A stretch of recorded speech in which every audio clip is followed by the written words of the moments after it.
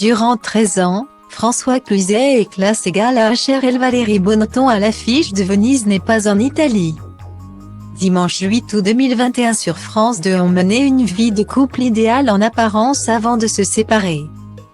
De leur union, est né Joseph, 20 ans, et Marguerite, 15 ans, deux enfants à qui les comédiens ont dû annoncer leur rupture. Mais avant de dévoiler le pot rose à leurs enfants, Valérie Bonneton et son ex, qui n'ont jamais été mariés, avaient bien préparé leur discours pour ne pas leur faire de la peine. Avec François, on a réfléchi des soirées entières à la façon dont nous allions leur annoncer les choses. Quels mots utiliser, comment leur dire sans les blesser.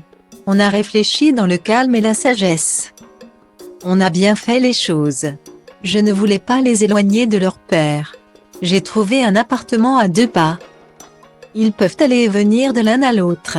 Ça dédramatise la situation, avait expliqué la comédienne à Paris Match en 2012.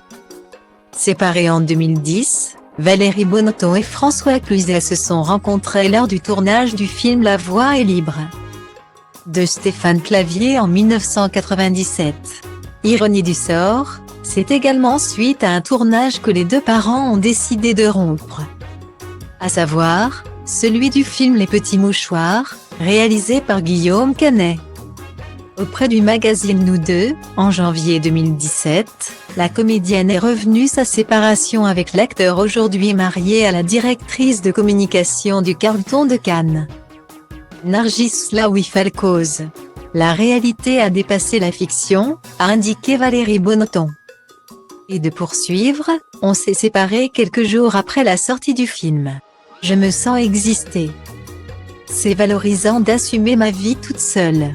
Un quotidien qu'elle mène d'une main de fer grâce au soutien indéfectible de ses enfants. Mes 2 enfants m'équilibrent beaucoup. Ce sont aussi eux qui nous éduquent.